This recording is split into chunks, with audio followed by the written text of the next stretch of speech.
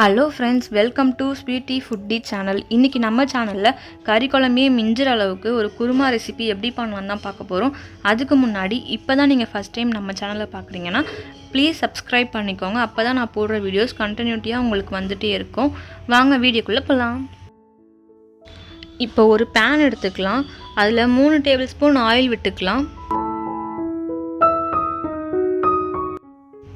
இப்போது ஆயில் நல்லா காஞ்சிடுச்சு. இதில் 1 டீஸ்பூன் சோம்பு சேர்த்துக்கலாம். அது கூடவே ஒரு பட்டை, 2 ஸ்டார், ஒரு கடல் பாசி சேர்த்து நல்லா கலரி விட்டுக்கலாம்.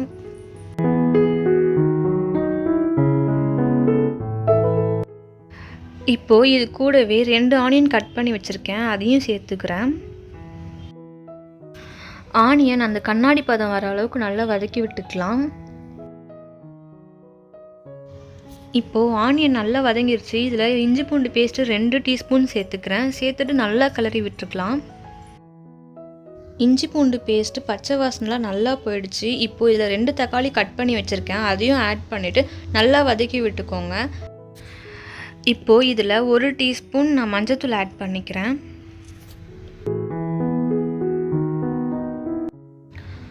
அண்ட் குழம்புக்கு தேவையான சால்ட்டும் ஆட் பண்ணிவிட்டு நல்லா மிக்ஸ் பண்ணி விட்டுறலாம். சால்ட் ஆட் பண்ணால் தான் தக்காளி சீக்கிரமாக வதங்கும்.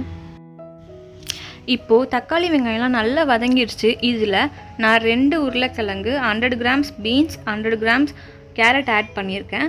நீங்கள் உங்களுக்கு தேவையான வெஜிடபிள்ஸ் ஆட் பண்ணிக்கலாம். காலிஃப்ளவர், அப்படி இல்லைன்னா பட்டாணி, பச்சை பட்டாணி, இது எல்லாமே நீங்கள் ஆட் பண்ணிக்கலாம். நல்லா டேஸ்ட்டாக இருக்கும். இப்போது காய்கறிலாம் நல்லா வதங்கிடுச்சு. இதில் நான் 3 ஸ்பூன் மிளகாத்தூள் ஆட் பண்ணிக்கிறேன்.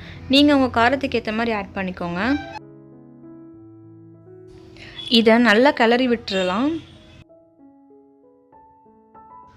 இப்போது குழம்புக்கு தேவையான அளவுக்கு தண்ணி ஆட் பண்ணிவிட்டு நல்லா ஒரு 10 மினிட்ஸ் கொதிக்க விடுங்க.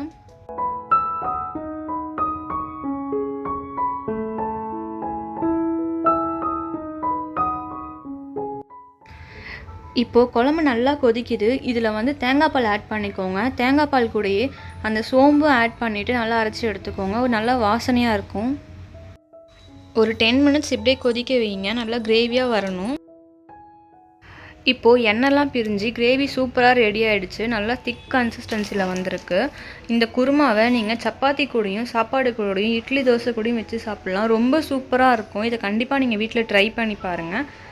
ட்ரை பண்ணி பார்த்துட்டு எப்படி இருந்துச்சுன்னு கமெண்ட் பாக்ஸில் கமெண்ட் பண்ணுங்கள். இந்த வீடியோ உங்களுக்கு பிடிச்சிருந்துச்சுன்னா லைக் பண்ணிக்கோங்க, ஷேர் பண்ணிக்கோங்க, சப்ஸ்கிரைப் பண்ணிக்கோங்க. மறக்காமல் நம்ம சேனலுக்கு உங்கள் சப்போர்ட் கொடுத்துட்டே இருங்க. தேங்க்யூ ஃபார் வாட்சிங் ஃப்ரெண்ட்ஸ்.